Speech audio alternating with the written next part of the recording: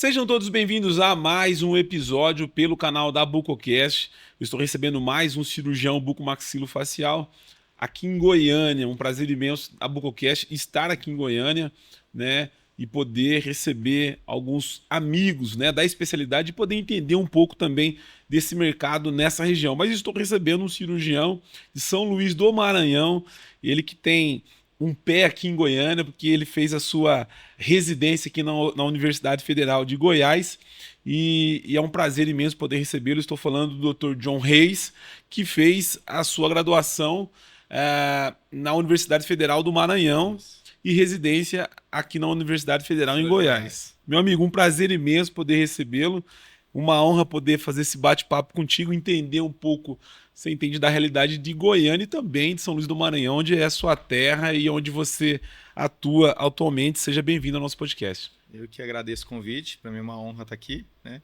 Como você falou, eu tenho um pé aqui em Goiás, de fato, gosto muito, costumo dizer que é a minha segunda casa, né? E vai ser muito bacana a gente discutir a respeito do mercado da bucomaxilo, não só aqui no estado de Goiás, que a gente teve uma experiência, uma vivência, como em São Luís do Maranhão, aí nos últimos 3 anos que a gente está tocando serviço lá. Você é muito grato a essa cidade, né? É demais, demais. Aqui eu aprendi muita coisa, né? Aqui eu aprendi não só as técnicas cirúrgicas, mas eu aprendi muita coisa de mercado, eu aprendi a me relacionar melhor com as pessoas. Então, essa cidade é a minha segunda casa, como eu costumo dizer, né? Então, Faz fico parte super feliz. da sua escola. Faz Goiânia parte da minha escola. é sua casa também.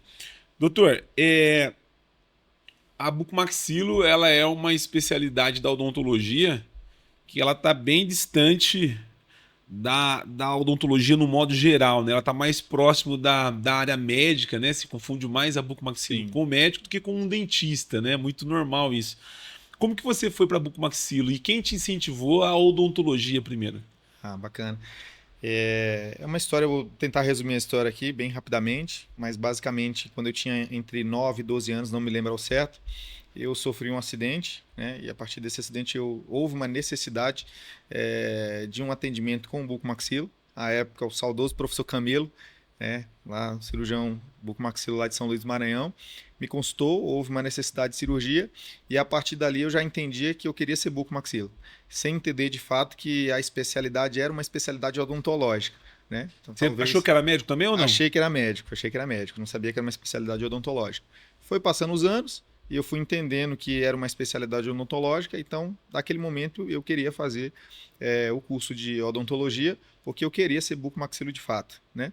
E aí, para minha grata surpresa, eu adentro a Universidade Federal do Maranhão, e no terceiro período, eu me encontro com um cirurgião que me operou aos 12 anos de idade, que foi o Dr. Josimar Camilo, né? Então, ele foi meu professor de faculdade, rodei com ele algumas vezes também, fui estagiário dele, né?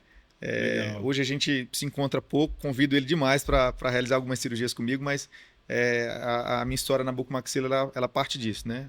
De uma necessidade que eu tive de realizar um procedimento cirúrgico, de me apaixonar pela especialidade sendo paciente e de querer de fato também ajudar mais pessoas sendo cirurgião bucomaxilo. E aí você veio fazer sua residência aqui, você não é de especialização, você fez residência. Fiz residência no Hospital das Clínicas da Universidade Federal de Goiás, né?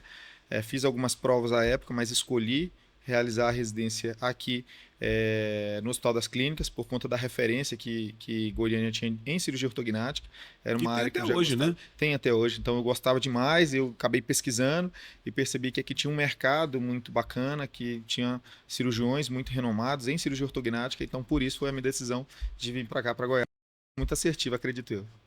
E aí você fez a sua formação e depois retornou agora onde você tem consultório privado e tem um serviço também, né? Isso.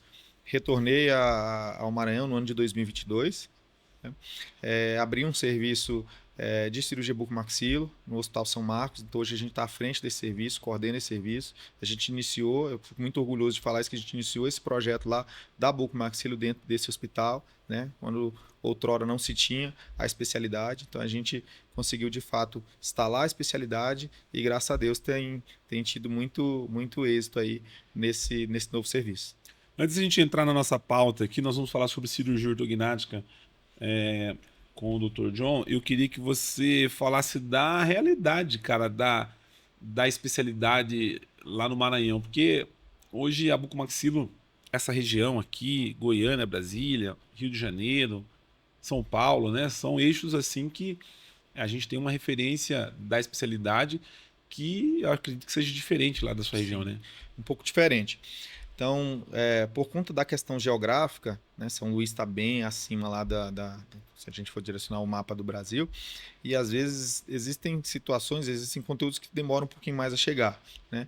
Então, a gente tem feito esse trabalho lá, de conscientizar, de orientar as pessoas sobre o diagnóstico, não só os pacientes em si, ou as pessoas que têm potencial diagnóstico e de que realiza cirurgia, mas também os próprios ortodontistas. Né? Então a gente tem feito esse trabalho, é um trabalho de formiguinha, é um trabalho demorado, é um trabalho cansativo, mas é um trabalho gratificante quando os profissionais eles entendem isso. Então a gente tem essa relação muito próxima com ortodontistas, com o próprio cirurgião dentista, para que a gente consiga de fato divulgar a especialidade, para que as pessoas consigam conhecer mais sobre a especialidade e a partir disso elas consigam entender sobre cirurgia ortognática, entender mais sobre o seu diagnóstico. Depois dessa consciência a gente entende, acredita e vivencia isso, que os pacientes eles têm-se essa consciência e a partir daí eles nos procuram para que possam de fato ser tratados. Como que foi a sua referência para se tornar um especialista em cirurgia ortognática, já que a cirurgia ortognática ela exige, né, do cirurgião uma curva de aprendizado, né, bem acentuada, né? Quem que foi sua referência? Onde que, né, levou você a se tornar especialista? Então, o serviço de bucomaxilo do Hospital das Clínicas, ele é um serviço que ele abrange todas as subespecialidades da buco. Né? Então, a gente acaba que roda em alguns hospitais, ou em muitos hospitais, onde tem as cirurgias específicas de cada subespecialidade. Então, existe um hospital que a gente atende só os traumas de face, que são os hospitais de urgência. Existe um hospital que a gente só realiza cirurgias eletivas. E dentro desse contexto, né, a cirurgia ortognática no Hospital das Clínicas ela é muito forte. Então, a gente teve ali, em média, no primeiro ano, de 80 a 90 casos de cirurgia ortognática em que a gente pôde acompanhar, claro. Caramba, no primeiro isso ano, é bastante, hein? muito. No primeiro ano, a gente, como residente do primeiro ano, acompanha. E o importante é que, dentro desse contexto, a gente não só acompanhava, mas também planejava os casos junto com os staffs. E a partir do segundo ano, talvez foi o grande diferencial. Que a partir da metade do segundo ano, a gente já começou a realizar as cirurgias ortognáticas de fato. Né? O que geralmente nas residências fica lá para o terceiro ano, né? O aluno do terceiro ano ele vai realizar ali uma, duas. Então. E tem residência que o aluno passa, às vezes, 3 anos e vê, sei lá, 2, 3, consegue realizar. É muito. Então eu tinha muito difícil. Então eu tinha um cuidado de contabilizar a cirurgia. Eu sempre gostei disso, né? Nossa, você foi privilegiado, né? Privilegiado. Quantas experiências eu tive? Então a gente acabou rodando com muitos staffs e dentro desse contexto a gente conseguiu realizar mais de 220 cirurgias ortognáticas nesses 3 anos.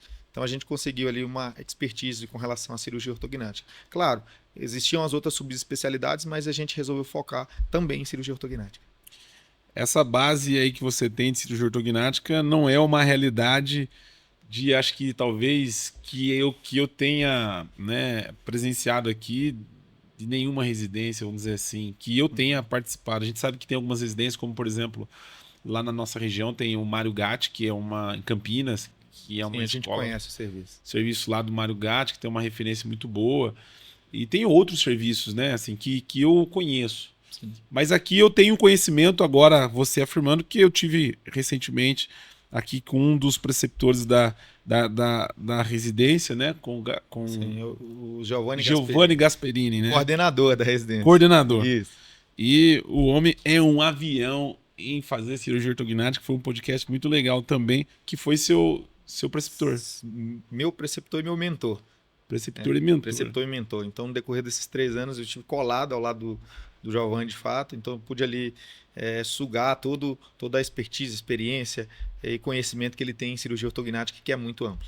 A escola do homem é boa. Antes de nós entrarmos na pauta de cirurgia ortognática, quero convidar você para se inscrever no canal da BucoCast e também no nosso Instagram. Seguir lá, que alguns cortes desse podcast vai estar lá no nosso Instagram. E também fazer um agradecimento aqui à dinâmica que nos proporcionou aqui a oportunidade de estar aqui em Goiânia e poder fazer esse podcast aqui. Obrigado ao Ulisses e ao Diego, que está aqui com a gente também. Nossos parceiros aqui em Goiânia.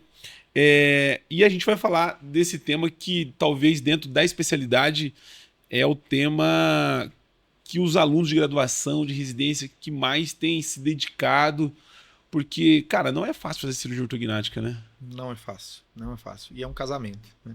Então, cirurgia ortognática, a gente tem que ter um cuidado muito minucioso desde o diagnóstico, né? Então, existem alguns pontos que a gente sempre orienta o paciente. E, de fato, é um casamento, né? Então, a gente encaminha aquele paciente para um ortodontista. Esse ortodontista, ele prepara esse caso. Então, no decorrer de todo esse tempo, há casos que variam de 6 meses, um ano e meio. Então, o paciente ele tem uma certa ansiedade. Então, nos retornos, a gente costuma pedir retornos desse paciente a cada 3 meses, para também não perder esse contato, para estar observando como que está o andamento desse preparo ortodôntico, que a gente tem percebido isso, né? E com mais próximo chega da cirurgia, mais Ansioso. preocupado e ansioso ele fica, né? Então ele fica super ansioso, ele quer ver o planejamento virtual. A gente tem esse tempo, né, numa consulta pré-operatória, de apresentar o planejamento, ver a perspectiva de tecido mole, o que vai ficar ali como projeção. Então ele fica mais ansioso ainda para realizar essa cirurgia. É uma cirurgia que a gente tem percebido que tem aumentado bastante a procura, né, porque as pessoas têm conhecido mais sobre a cirurgia ortognática. A gente vai falar do paciente, mas antes de a gente falar do paciente, eu quero falar da ortognática pensando no cirurgião. Então eu tenho algumas perguntinhas de gaveta aqui, eu sei que você é tranquilo para responder, você tem uma bagagem boa, então eu vou soltar umas perguntinhas que eu faço para todos os cirurgiões aqui. Não tem problema nenhum, né? Você tem algum problema com o tempo de cirurgia ortognática? A gente sabe que hoje alguns cirurgiões fazem ortognática. A realidade hoje é 4 horas, 3 horas e meia, é o que eu escuto da maioria. Mas ainda tem casos que a gente sabe que é muito maior o tempo cirúrgico. Você é aquele cara que vai para o centro cirúrgico e o tempo é algo que, para você considera, né? A gente sabe que o que precisa é terminar bem a cirurgia, sim, ok? Mas você tem isso contigo? Cara, eu gosto de fazer minha ortognática o mais rápido possível, eu prezo por isso. Como que é isso? A gente tem essa filosofia, sim, de tentar terminar o mais rápido possível, apesar de nós não corrermos na cirurgia. Então, o objetivo é, de fato, tratar o paciente, é, de fato, ter cuidado. Mas como que a gente consegue excelentes resultados pensando em tempo de cirurgia? É não repetir os passos, é ser protocolar. Então, a gente tem tentado realizar os casos da mesma forma. É o mesmo lado que inicia, é o mesmo lado que termina, é da mesma forma que inicia, da mesma forma que termina. Então a gente tem tentado sim ser protocolar com relação a isso. E o que a gente tem percebido? Obviamente que são vários fatores que influenciam, né? Não é só a mão do cirurgião, a própria equipe que está lá, o alinhamento da equipe, a própria instrumentadora ou instrumentador cirúrgico, então os materiais presentes ali. Então tudo isso tem influência sobre o tempo cirúrgico. E o que a gente tem percebido? Que esse tempo cirúrgico, quando ele é reduzido, não em busca de fato reduzir, mas tentar não repetir os passos, a gente tem observado bons resultados no que diz respeito a pós-operatório. Então, o que a gente faz hoje? Hoje a gente opera uma ortognática em torno de 2 horas, 2 horas e meia. Isso falando de maxila, mandíbula e mento. Quando nós temos movimentos menores, né, movimentos mais discretos, né, a depender do caso, a gente consegue fazer em torno aí de 1 hora e 50. Isso reflete no pós-operatório do paciente. Muito, reflete no pós-operatório. Inclusive, vou aproveitar. O anestesista agradece também. Agradece demais. Eu vou aproveitar, deixa. O último paciente que operamos foi uma apneia obstrutiva do sono. A gente fez um grande avanço bimaxilar com giro de plano. A gente demorou em torno ali de 2 horas e 40 minutos para terminar a cirurgia. E no 4º dia de pós-operatório, o paciente ele fez um vídeo no Instagram, me marcou que ele estava no shopping tomando sorvete com a esposa dele, né? Então, obviamente, existem uma série de fatores, mas a gente fica muito feliz de entender também que esse tempo ele tem influência sobre o pós-operatório. Esse resultado de pós-operatório é algo que se fala muito dentro da cirurgia ortognática e agora, ultimamente, mais ainda com a técnica minimamente invasiva, que é a cereja da minimamente invasiva, é o pós-operatório. Como que você enxerga isso? Você é adepto à cirurgia minimamente invasiva? Você faz? E eu queria a sua opinião também com relação à técnica. Nós usamos princípios da técnica minimamente invasiva. Nós entendemos que esses princípios eles são bem-vindos na cirurgia. Eles são princípios que nos beneficiam e, mais do que nos beneficiar, eles beneficiam o paciente, né? Então é muito comum a gente ouvir dos cirurgiões, o mais importante é o resultado final. Mas a gente faz sim cirurgia minimamente invasiva, a gente é adepto à técnica, porém a gente faz algumas modificações da técnica. É como se fosse uma técnica conjunto, do convencional com minimamente invasivo. Tipo, o que seria isso? Por exemplo, na maxila. A maxila a gente opta hoje por fazer acessos menores, a gente opta hoje por usar cinzéis na região posterior e fazer o que o Dr. Frederico Alfaro traz para a gente, que é o twist, né? Soltar a placa pterigoide de uma forma onde a gente vai realizar ali com twist, evitar de bater cinzéis curvos naquela região. A gente tem observado bons resultados, né, na manipulação dessa maxila. E em contrapartida, a mandíbula, a gente tem feito na técnica convencional, obviamente diminuindo os acessos cirúrgicos, mas a gente não tem estendido tanto essa osteotomia, né? A gente tem realizado uma osteotomia que até nós nomenclaturamos, essa nomenclatura na literatura de shortcut, uma osteotomia mais curta. Legal, legal. E você começa por onde sua cirurgia normalmente? Geralmente maxila. Geralmente maxila. Geralmente maxila. Verdade? Verdade. Que a maior parte começa pela mandíbula. Pela mandíbula, geralmente maxila. E esse nicho é algo que você faz para todos os casos ou é casos... Não, existem casos pontuais que nós começamos pela mandíbula. Então, grandes impacções de maxila, onde você tem um guia muito grande, muito espesso, que pode gerar um torque condilar, por exemplo, a gente opta por iniciar pela mandíbula. Então, a depender do caso, nós começamos pela mandíbula, mas a grande maioria dos casos, cerca de 80%, nós começamos pela maxila. O que importa é o resultado final. O que importa é o resultado final. A gente faz os acessos na mandíbula, é importante falar isso. A gente faz os acessos na mandíbula, faz toda a marcação da mandíbula. Mas depois disso, a gente sobe para a maxila, finaliza a maxila, sutura a maxila e depois reposiciona a mandíbula, né? Via de regra. Algumas exceções, claro, quando nós necessitamos colocar enxertia, por exemplo, gaps muito acentuados ou reposicionamentos inferiores muito acentuados que deixam gaps muito acentuados, aí a gente costuma não fechar a maxila porque a gente precisa interpor enxerto, a gente interpõe no final. E quando você tem uma cirurgia associada com ATM, por exemplo, uma prótese? ATM primeiro. ATM primeiro. Primeiro. E aí você começa, você muda ou não começa pela maxila? Não, pela mandíbula. Pela mandíbula. Aí muda. Aí muda. Tá. E aí você faz na mesma... Quando você faz no mesmo ato cirúrgico ou você faz separado? Quando você tem indicação da cirurgia de prótese e ortognática junto? No mesmo tempo cirúrgico. No mesmo tempo cirúrgico. Legal. Esse é um tema que, né, tem bastante divergência. Sim, uns faz separado, sim. Outros... Enfim. Meu amigo, você falou sobre a apneia obstrutiva do sono. É um perfil de paciente que ele normalmente está associado a outros problemas de saúde e muitas das vezes também exige uma equipe multidisciplinar para tratar desse paciente. Eu queria que você falasse desse perfil de paciente e quais são os benefícios, o que leva esse paciente normalmente a procurar cirurgia ortognática primeiro, né? E quais são os benefícios da cirurgia? Não é muito comum esse paciente nos procurar de início. Ele geralmente, quando tem esse problema, ele procura o médico. Então a gente está muito próximo ao otorrino, está muito próximo a essas especialidades do sono. Inclusive, nós encaminhamos os pacientes para a realização de polissonografia, isso quando chega até nós que não vem diretamente ou que não vem encaminhado das especialidades médicas, e a gente tem feito dessa forma, nesse sentido, né? Então, o que a gente tem notado? Que a procura ela é muito maior, muito por conta do paciente não gostar do uso do CPAP, é muito desconfortável esse aparelho no momento do sono. A gente tem percebido que tem aumentado o número de pacientes que entendem que a cirurgia ortognática para tratamento da apneia obstrutiva do sono, ela tem resolvido, né? Ela tem apresentado bons resultados, mas a gente sempre faz esse link, não só da cirurgia ortognática ou da bucomaxilo, mas a gente sempre faz esse link com a medicina do sono, né? A gente sempre tem contato aí com os médicos que estão voltados para esse tipo de problema.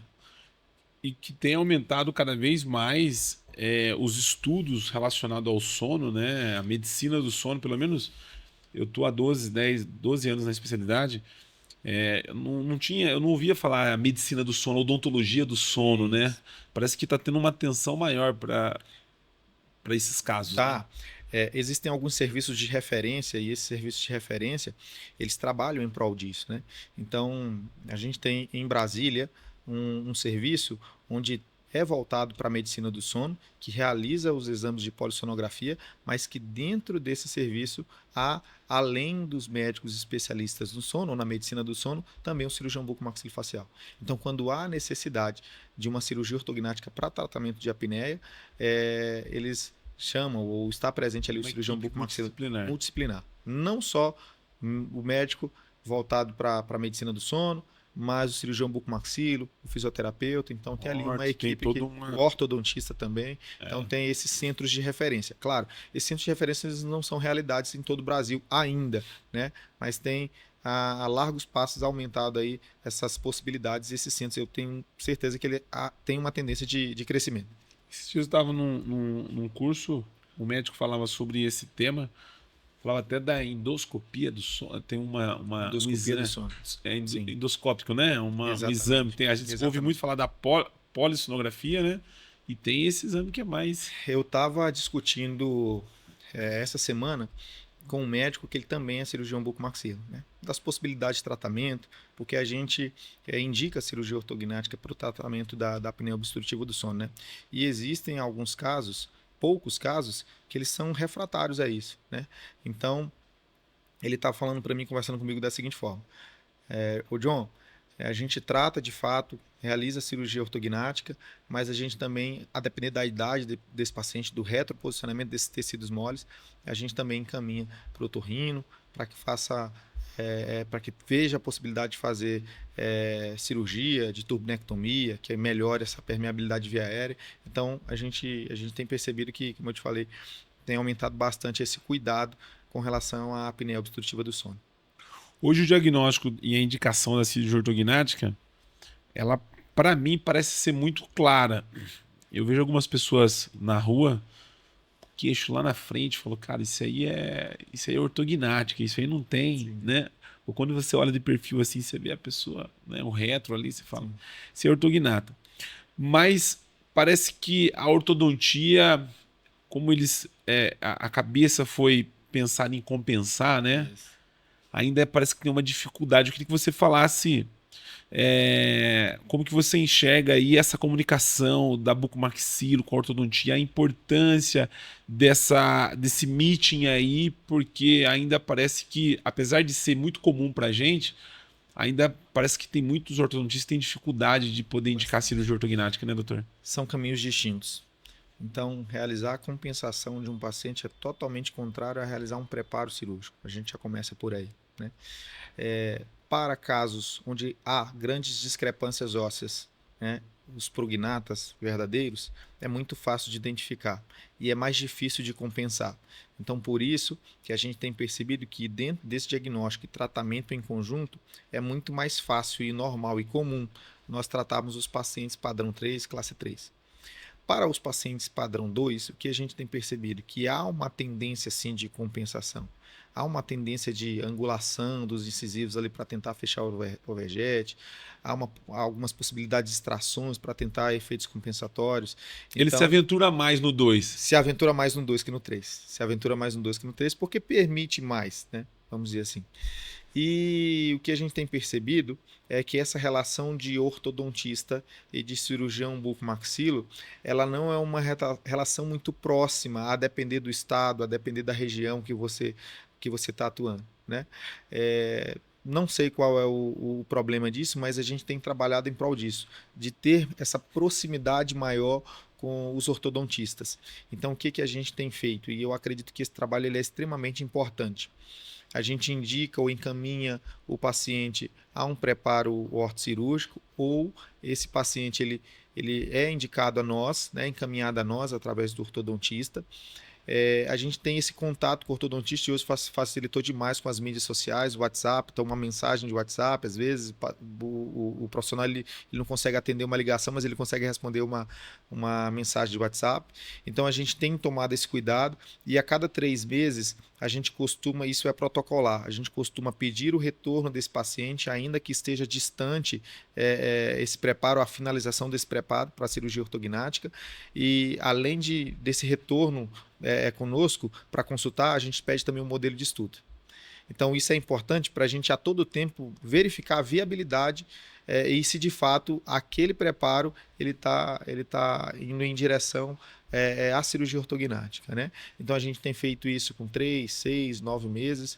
A gente não tem tido problema porque a relação ela se estreitou demais com os ortodontistas, né? Então existem ortodontistas lá em São Luís que a gente é muito próximo, que a gente discute os casos, né? Que a gente troca figurinhas. Então os casos que são operados, claro, com a autorização do paciente, a gente compartilha com um colega ortodontista, porque aquele colega ortodontista para fins de diagnóstico e orientação do paciente, ele precisa demonstrar e mostrar os casos, né? Então a gente tem tido essa proximidade maior. Esse trabalho é um trabalho realizado, que a gente faz, como eu te falei, ele é difícil de ser feito no início, mas depois que os ortodontistas eles vão se conscientizando, a gente de fato vai tendo êxito nesse tratamento ortocirúrgico, né? Então, eu já peguei casos, por exemplo, que é muito difícil a gente pegar um paciente compensado, um classe 3, e que precisa descompensar, onde pode fatalmente ter reabsorções radiculares, e isso complica, talvez seja um fator complicador, e de fato é um fator complicador para preparar, né? Então a gente sempre tem esse contato direto com os ortodontistas e discute a respeito disso, né? Eu vi uma pergunta uma vez num curso que eu estava participando.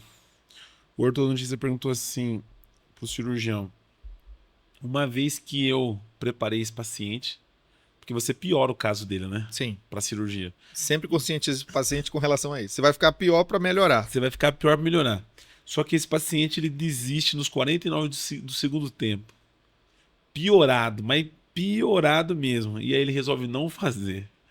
Cara, como lidar com uma situação dessa, né? É difícil. É difícil. Você já teve algum caso assim? Já. Já não teve tive, algum caso? Não tive. Mas foi uma pergunta que eu nunca tinha escutado. E que pode acontecer. O paciente... Eu nunca tive um caso assim. E o que a gente tem feito com relação a isso? Qual é o grande receio dos pacientes quando se fala em cirurgia? É pós-operatório. Então, a ausência de informação faz com que se crie um medo em cirurgia ortognática. Então, quando você começa a orientar o paciente, a demonstrar o pós-operatório em outros pacientes, com relatos de outros pacientes, a ter facilidade no que diz respeito a essas informações, a esse paciente ele ter contato com outros pacientes, começa a desmistificar da cabeça dele o pós-operatório. Então isso diminui o gap. Claro, isso pode acontecer, né? E aí, nesse momento, é muito difícil lidar. Né? É muito difícil lidar. Né? Porque você tem a outra possibilidade, a depender do caso, de tentar compensar novamente, né? E como eu falei anteriormente, você tem uma possibilidade muito grande de gerar reabsorções radiculares e perdas dentárias. Então, eu acredito que conscientizar o paciente, não só nesse momento, mas desde o início, né? Desde o início do tratamento, falar sobre a cirurgia, mostrar para ele que não é um bicho de 7 cabeças, mostrar toda a tecnologia que hoje está em prol da cirurgia ortognática e todo o benefício que essa tecnologia nos traz. Eu acredito que isso facilita a escolha desse paciente em realizar a cirurgia. Você tem operado mais casos de cirurgia ortognática preparado com um aparelho convencional ou com um alinhador? Convencional, apesar de também operar pacientes que usam alinhadores. O convencional, o cirurgião agradece, né? Quando vem. Sempre, né? Sempre. Bloqueio maxilomandibular é ótimo, é mais confortável para a gente no momento cirúrgico. Então, a gente consegue manipular num pós-operatório, fazer elasticoterapia. Então, isso é muito bom, né? Mas o paciente pode chegar com um alinhador também. Pode chegar com alinhador, sem problema nenhum. A gente realiza também.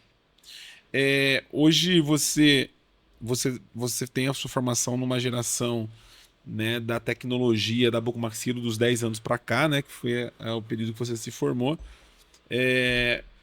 Você pegou a era digital do planejamento virtual. Como que é isso? Mas você fez também no modelo... Eu peguei a transição. Você pegou a transição. Talvez eu fui a última geração que pegou a transição. Hoje não tem mais, né? Então a gente pegou a transição. Modelo raiz. Fato é que todos os pacientes, via de regra, nós fazíamos traçado na residência. Então, desde o primeiro paciente. Então a gente já conseguia ter uma projeção de tecido mole no papel, desenhando de fato, né? E isso eu acredito que seja essencial para a formação do cirurgião. Por quê? Porque quando ele faz esse traçado cefalométrico, que ele entende, é muito mais fácil ele manipular um software. é muito mais fácil ele entender dessa manipulação tecidual, não só de tecido mole, como de tecido ósseo, né?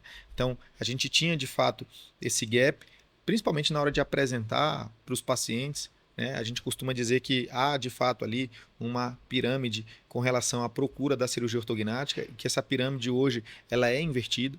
Então, outrora, há alguns anos atrás, nós tínhamos pacientes que geralmente procuravam a cirurgia ortognática por finalidades funcionais, né? Uma alteração de mordida, geralmente, e hoje essa pirâmide inverteu, então a gente percebe que a base dessa pirâmide, a grande maioria das pessoas procuram cirurgia ortognática por conta de questões estéticas. Apesar de nós termos a premissa que a cirurgia ortognática é funcional, e de fato ela é funcional, mas por que não também oferecer benefícios estéticos a esses pacientes, né? Então eu fui de uma época que teve essa transição, né? Mas que me ajudou muito entender o fluxo digital a partir do planejamento convencional, né? De cortar o gesso, E de hoje fazer o traçado. é indispensável o planejamento virtual, né? É indispensável. Não tem volta. Não tem volta. Não tem volta. É.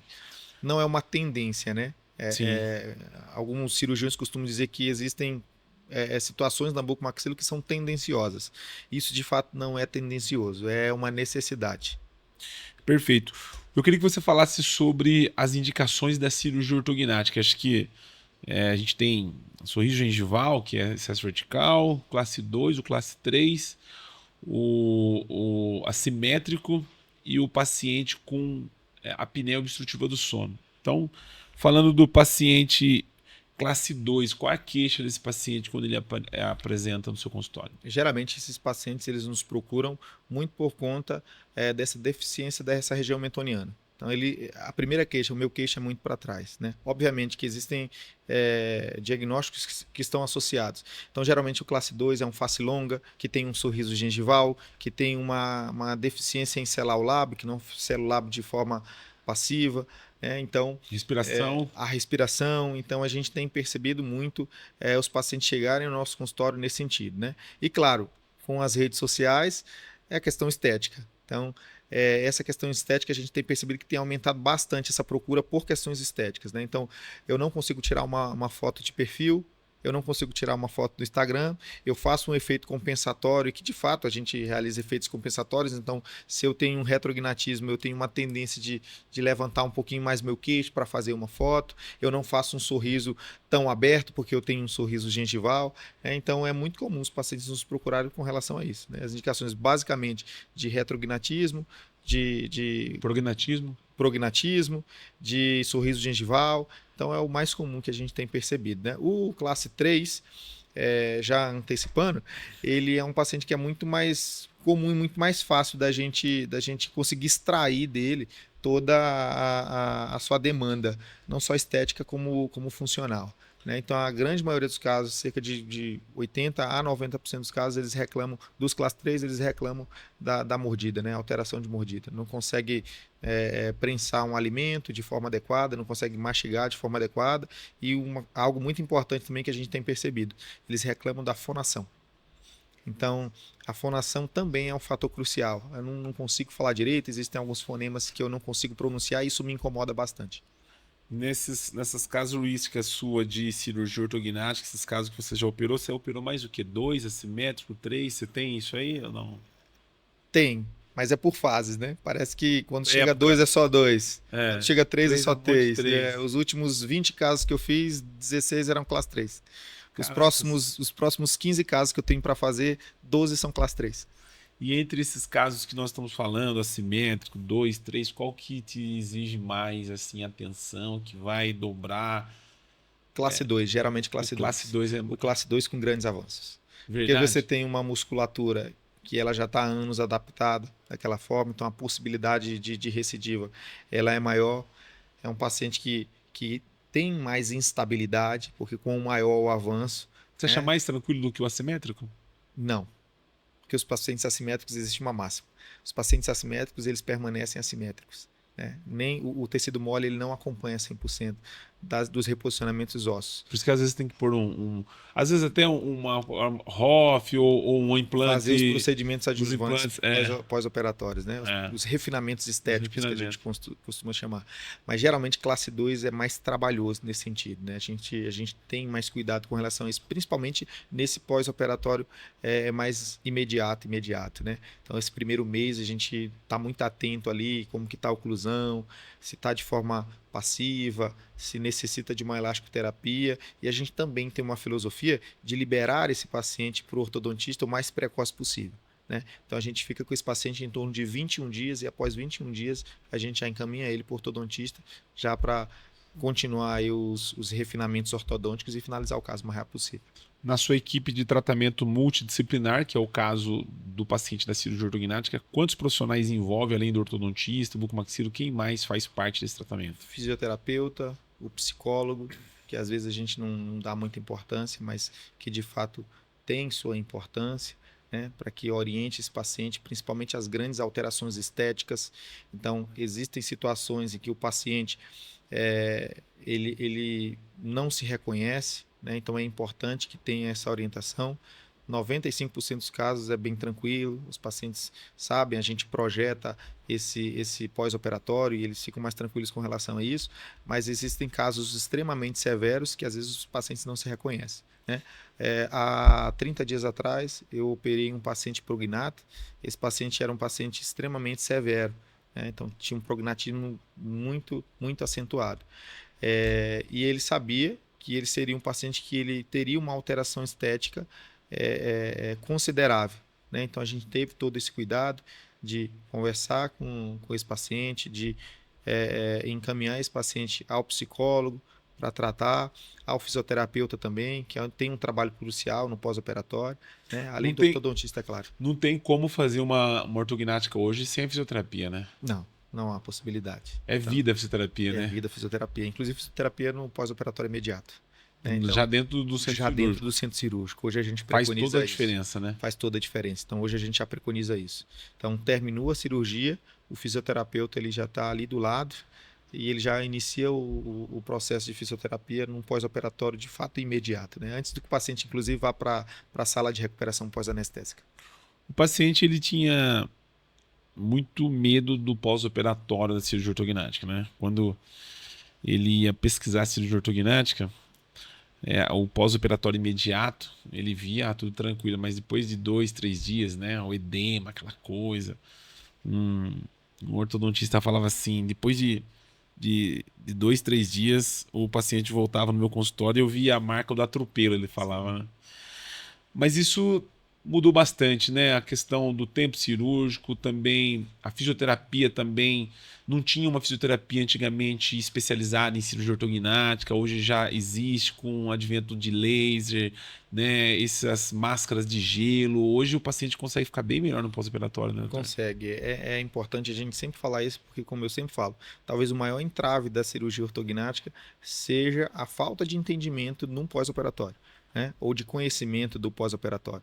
Então as pessoas imaginavam 3 fatores importantes. O primeiro, o edema. Então acreditava-se que ficava um edema extremamente acentuado, que você teria dificuldade de respirar. O segundo, o bloqueio maxilomandibular.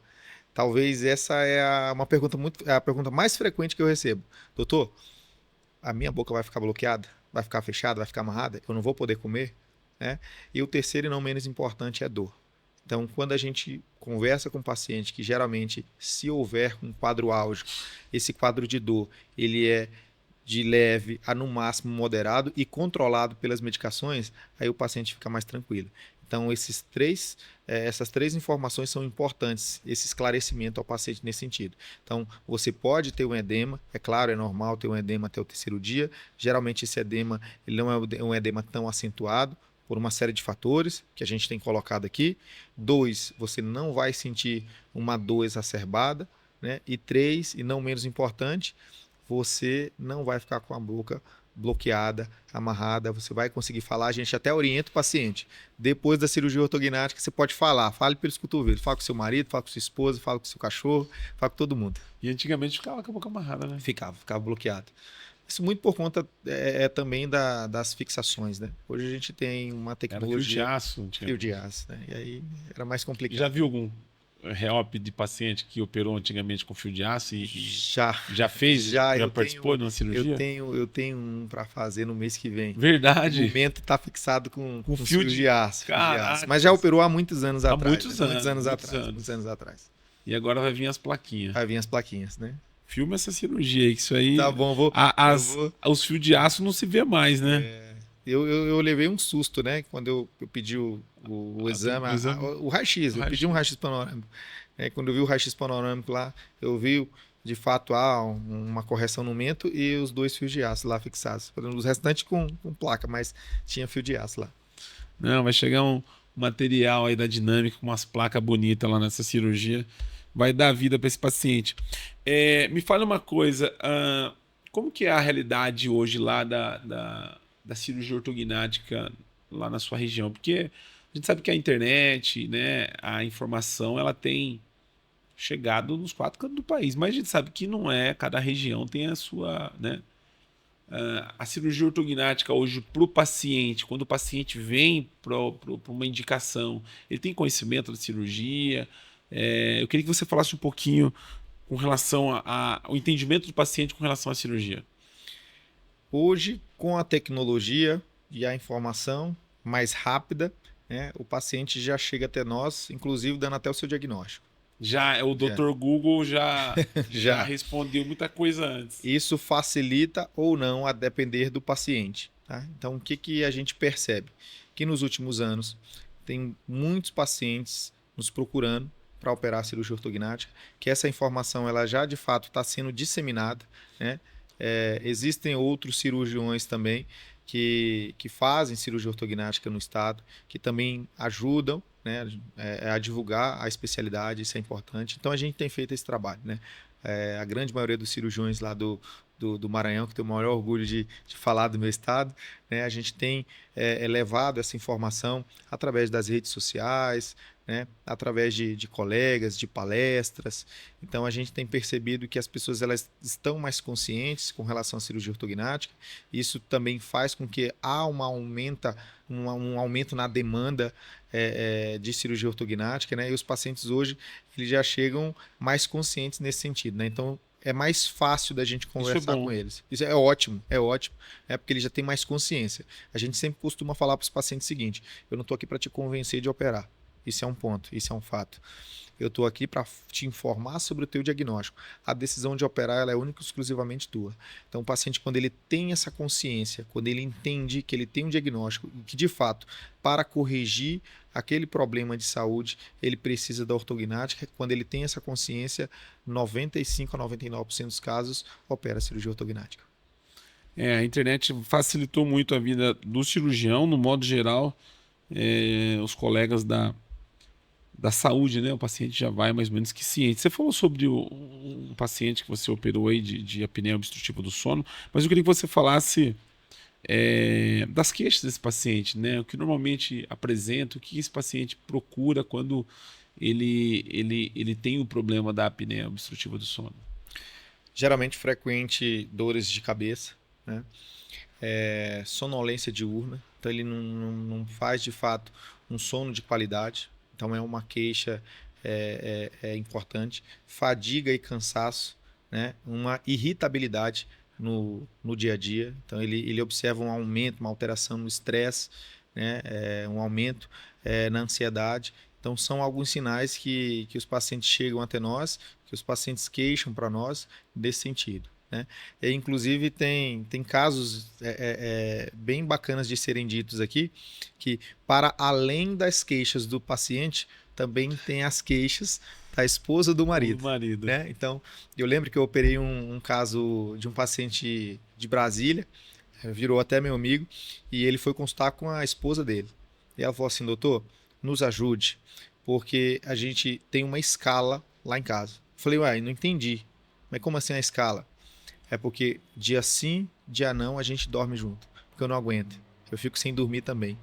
Então a gente observa que esse problema vai além de problemas relacionados ao paciente em si, mas problemas também com os familiares, né? Então eu operei, resolveu o problema da apneia, a gente virou amigo, eu virei amigo da família, e todas as vezes que a gente eventualmente se encontra em Brasília ou em Goiânia, né, ele sempre fala assim, não, doutor, o senhor resolveu nossa vida, resolveu nosso casamento, eles brigam comigo, né? Eu falei, graças a Deus.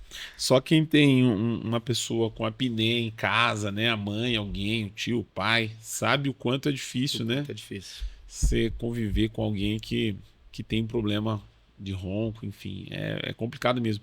Você você faz segmentação de maxila? Quando há necessidade, sim. Indicação, quando há indicação, Quando há você indicação, faz eu a faço. segmentação de Sim. maxila tranquilo. Apesar de ser um movimento instável, mas quando tem indicação, nós geralmente fazemos. Hoje o paciente tá cada vez mais. A gente tem um trabalho lá na agência que a gente faz de captação de paciente e o paciente vem com algumas dúvidas. E o que a gente tem notado lá que tem paciente de 13, 14 anos procurando cirurgia ortognática, assim, muito novo. Você fala, cara, como que pode? 14 anos, um adolescente já pesquisando porque tem algum problema, alguma deformidade. Esses pacientes, quando chega nessa idade, a partir de que idade que pode operar? Como que funciona isso para homem ou para mulheres, doutor? Eu tenho 3 casos nos próximos 45 dias para operar de pacientes entre a faixa etária de 16 a 18 anos. Que não chegou à idade ainda. Que não chegou à idade cronológica adulta, mas que a idade óssea está maturada. Ou seja, geralmente a gente preconiza radiografias carpais, Bom, e essas radiografias carpais, radiografias da mão, tem lá o grau de crescimento ou o pico de crescimento, como que está esse crescimento, e dentro desse laudo também oferece para a gente a idade óssea do paciente, né? Então, para aqueles pacientes que já têm maturação óssea, nós realizamos a cirurgia. E geralmente as mulheres elas têm uma maturidade óssea muito mais acelerada quando comparado aos homens, né? Então, muito por conta da puberdade, a própria a menarca, né? É uma situação em que a gente observa, em que as mulheres elas evoluem mais rápido nesse sentido, né? Então, a gente tem, inclusive, as pacientes são mulheres, né? São 3 meninas que a gente vai operar, uma de 16, uma de 17 e uma de 18, exatamente dessa forma. as mulheres se preocupam mais com a questão da beleza, né? Geralmente sim. Mas a gente, na realidade, hoje a gente tem recebido também muitos homens nesse sentido, né? Então, principalmente por conta de bullying, né? Que às vezes o homem ele sofre mais bullying Sim, com relação à parte estética, à sua aparência, né? deformidade, né? Isso, então ele chega para nós com essa queixa também. Então, também tem sido muito frequente, não só as meninas, mas os homens. As mulheres talvez se incomodem mais, né? Ainda que talvez não tenha tanto bullying. Os homens se incomodam mais talvez com o bullying que recebe. Você que nos acompanha pelo canal da BucoCast, não é inscrito no nosso canal, vai lá, se inscreva no nosso canal. Estamos colocando aqui o endereço do YouTube, né? E também do Instagram, para você que nos acompanha, pode também, né, ver os cortes desse episódio no nosso Instagram. Um agradecimento à Dinâmica, né, que nos deu a oportunidade da BucoCast vir até Goiânia, né? Goiânia. Já que vocês não vão até São Paulo, a gente vem até vocês aqui e dá tudo certo. Aqui no Maranhão, né? Agora eu preciso ir lá pro Você Maranhão, conheceu cara. o Maranhão. Preciso conhecia conhecer o Maranhão.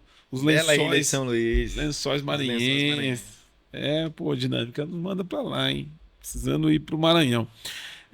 Doutor, esse serviço que você tem hoje lá em São Luís é um serviço de bucomaxilo que você que abriu esse serviço no hospital. Nós iniciamos o serviço por volta aí em 2023, início de 2023, né? O foco do serviço é, de fato, atender as demandas das deformidades dentofaciais, né? Então, a gente tem feito hoje lá poucas cirurgias de trauma, por exemplo. A gente está muito voltado para as cirurgias articulares e as cirurgias das deformidades dentofaciais, ou tratamento das deformidades dentofaciais. A gente tem percebido um aumento muito grande nesse serviço. Fico super feliz, né, de falar aqui do Hospital São Marcos, agradecer o hospital que abriu as portas para a gente, né? Então, a gente foi pioneiro na especialidade dentro do hospital e a gente tem percebido que o hospital ele tem aumentado seu fluxo. Excelente. Quem sabe a Bucocast conhecer também o hospital, lá, o serviço da Bucomaxilo lá. É, o paciente, quando ele vai buscar cirurgia ortognática, ele, ele não sabe que ele precisa usar aparelho para fazer cirurgia ortognática, né? Isso. E é um questionamento também É um dele, né? questionamento. Preciso usar ou não? Precisa usar ou não? E eu vou fazer essa pergunta, mas antes dessa pergunta, eu queria saber do benefício antecipado. Você indica o benefício antecipado e se existe um benefício na cirurgia ortognática antecipada para De você? fato. A gente indica, sim, cirurgia de benefício antecipado. A gente tem falado isso também nas nossas redes sociais. A gente tem um protocolo para indicação de benefício antecipado. Então, dentro desse protocolo, nós solicitamos um modelo de estudo para esse paciente. Nós fazemos uma avaliação e uma viabilidade desses modelos. A gente é, faz fotos desses modelos em oclusão, né, simulando a cirurgia. A gente entra em contato com o ortodontista. A gente conversa com o ortodontista se de fato há a possibilidade de realizar refinamentos ortodônticos pós-cirurgia. A gente avalia a estabilidade dessa mordida, dessa oclusão, né, num pós-operatório. E a partir disso a gente faz as indicações de cirurgia de benefício antecipado. A gente tem feito também esse tipo de trabalho. Claro, a gente opta geralmente por operar pacientes que realizam preparo ortodôntico, mas em alguns casos a gente tem se indicado a cirurgia de benefício antecipado. E quando o paciente tem que fazer o tratamento, obviamente que é na maior parte das vezes, né, iniciar com o ortodontista, em média esse paciente fica pronto quanto tempo para a cirurgia? Depende do ortodontista, né? Então, talvez um dos maiores benefícios dos alinhadores tem sido isso. O Ele tempo. consegue mostrar para a gente, ele consegue dar para a gente uma previsão em tempo, né? Então, o paciente vai preparar, vai ficar pronto em 6 meses, em 5 meses. E esse também, talvez, é um dos maiores questionamentos quando se trata de aparelho ortodôntico dos pacientes, né? Então, após ele receber a informação que ele precisa usar um aparelho ortodôntico, ele questiona a gente, doutor, mas quanto tempo eu vou precisar usar aparelho ortodôntico, né? Então, obviamente que isso vai variar de caso para caso, mas os alinhadores eles nos trazem esse benefício deles darem essa previsão e a gente pode de fato repassar essa previsão para o paciente. Então o paciente ele fica mais tranquilo, né? Ele é como se tivesse ali uma contagem regressiva para a cirurgia. Então ele entende, ele sabe essa previsão e ele vai com o passar dos meses contando. E isso a gente tem percebido que inclusive a própria ida ao ortodontista, a consulta e esse acompanhamento, o tratamento tem sido muito mais fácil, né? Porque ele sabe que ele pode comprometer esse tratamento ortodôntico e comprometer também o tempo cirúrgico, o tempo de realização da cirurgia, se ele não seguir nessa rotina de consultas com o ortodontista, né? Então, quando ele sabe de fato desse tempo, ele adere muito mais ao tratamento e a gente consegue de fato operar esse paciente mais rápido.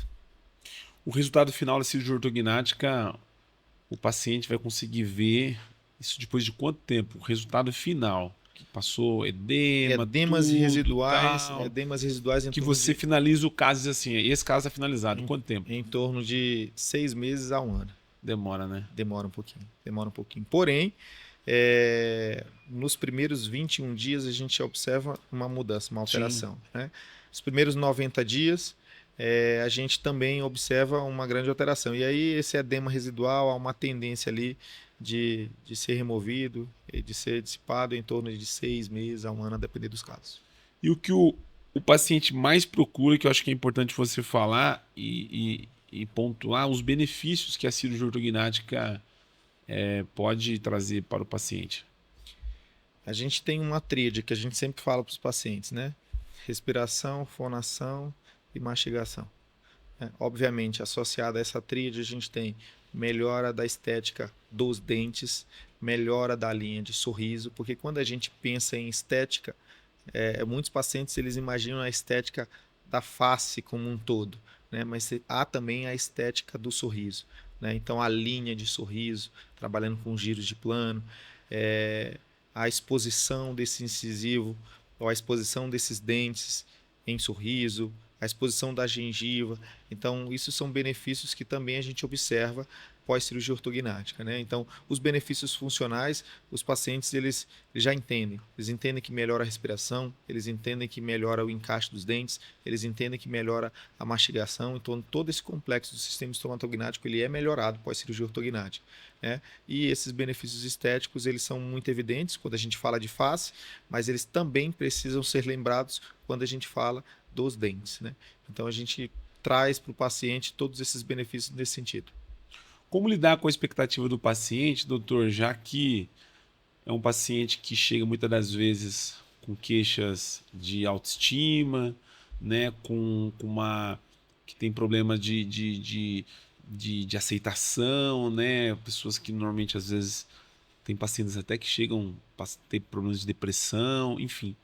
É um paciente que muitas das vezes já sofreu bullying na infância. Como você lida com esses problemas do paciente, um paciente que está buscando, né, a cirurgia ortognática para mudar a vida completamente do paciente? A gente trabalha de uma forma muito humanizada. Então, talvez um dos diferenciais em que a gente procura fazer é tratar esse paciente e ouvir muito esse paciente. Então, talvez uma das consultas mais demoradas é a primeira consulta, porque é nessa consulta que a gente vai ouvir as necessidades, as demandas, entender o que nos levou, o que nos trouxe esse paciente ao consultório de fato, né? E com relação à expectativa, é importante a gente sempre trabalhar com uma expectativa, tentando baixar um pouquinho mais essa expectativa, porque num pós-operatório ele pode se surpreender. Então a gente evita aumentar muito essa expectativa do paciente, né? Então às vezes a gente tem percebido que quando a gente vai apresentar o planejamento virtual para o paciente, há um aumento da expectativa e a gente falou mais calma, né? A gente consegue em torno de 80% a 90%, isso já consegue baixar um pouquinho essa expectativa dele e é importante a gente fazer esse trabalho, porque quando a gente diminui um pouco essa expectativa, né? Mas fala de fato da cirurgia, dos benefícios, né? Foca também na parte funcional que é importante e esse paciente num pós-operatório, ele vê a sua foto, né? Que a gente padroniza uma foto pré-operatória e uma foto pós-operatória, com essa expectativa reduzida, ele se surpreende e ele gosta do resultado. Então a gente trabalha dessa forma, claro, de forma humanizada, ouvindo muito o paciente, as suas demandas, mas tentando também baixar um pouquinho mais essa expectativa do paciente. Você falou do pós-operatório e é uma coisa que o paciente, né, que pesquisa, que busca, eu acho que ele se apega um pouco no pós-operatório. No modo geral, como que é os seus pós-operatórios? Em quanto tempo esse paciente volta a se alimentar, as atividades, exercício físico? Qual o período que é mais intenso, que ele precisa ficar mais atento? A gente sempre orienta os pacientes que a primeira semana é a semana mais difícil. Por quê? É a semana que ele vai ter que lidar com edema, é a semana que ele vai mudar a sua dieta, né?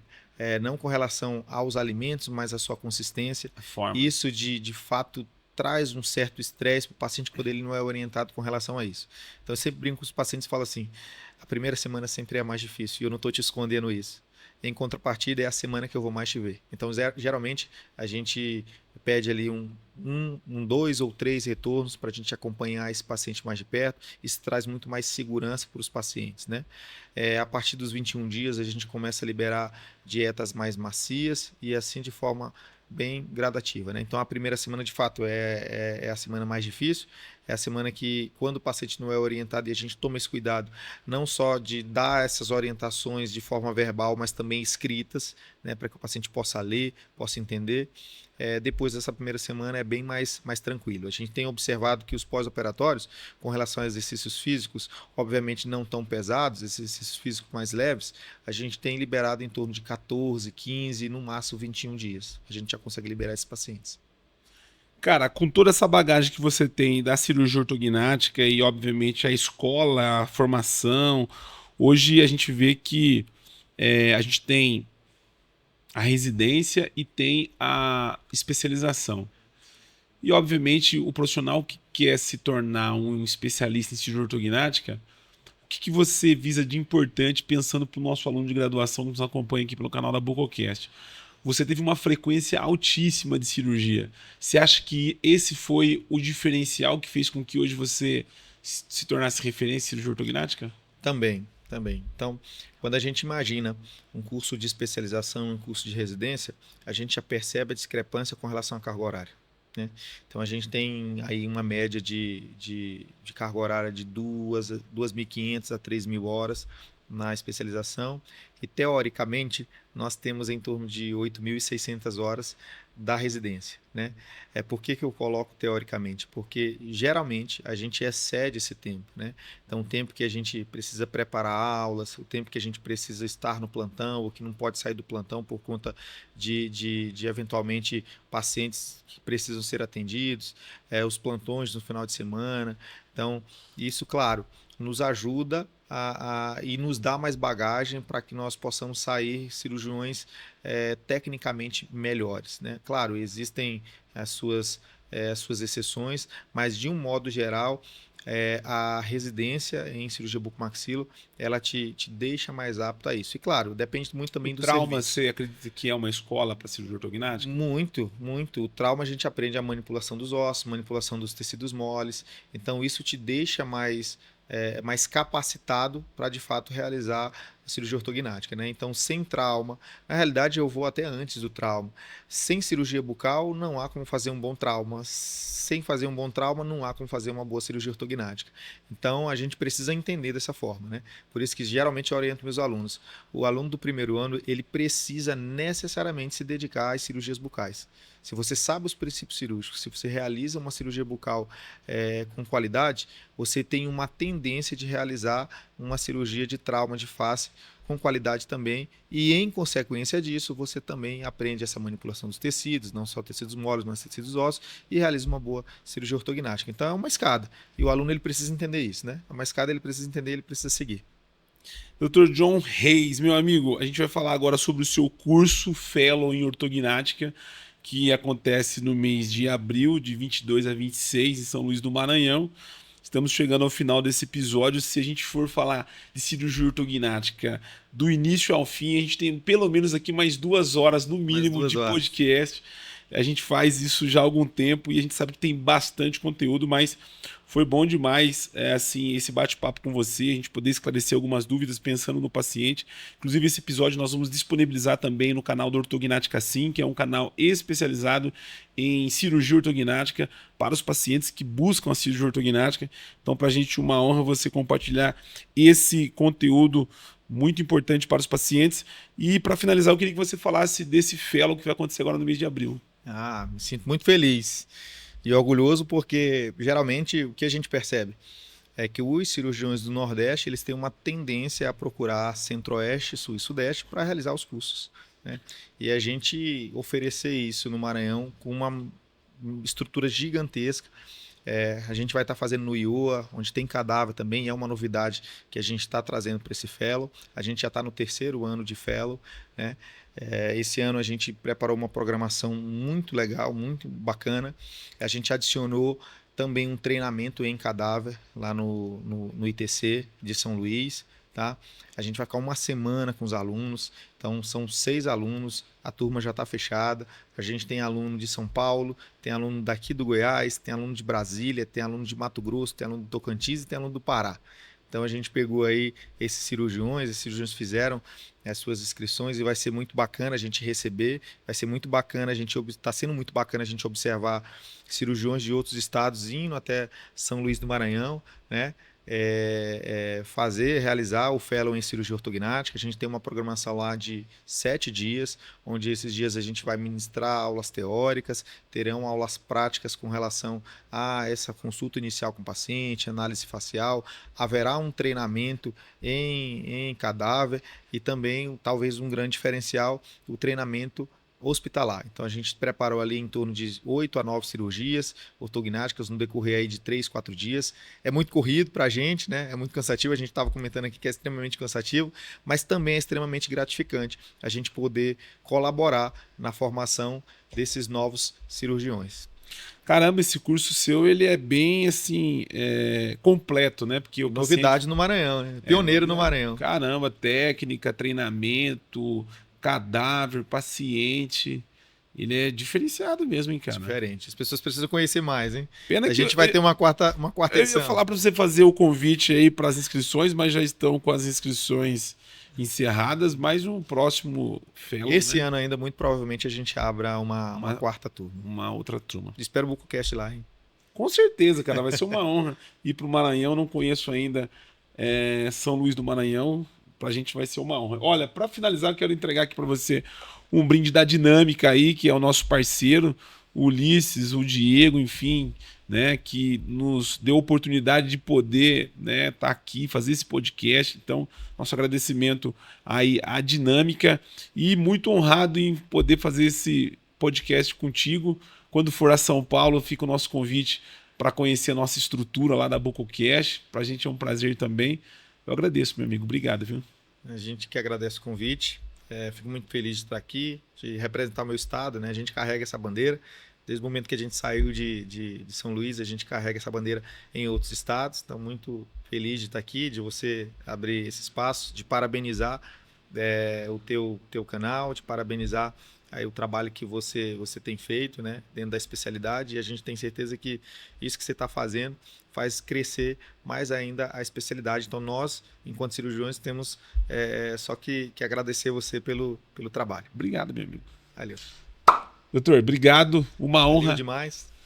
Obrigado mesmo. Numa próxima oportunidade que nós tivermos, vamos falar mais sobre cirurgia ortognática. Eu sei que você navega dentro da Bucomaxilo.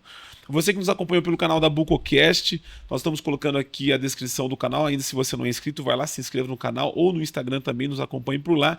E também a descrição aqui dos contatos, né, do doutor, para você que tem alguma dúvida com relação à cirurgia ortognática, ele vai estar à disposição. Nosso muito obrigado e até o próximo episódio.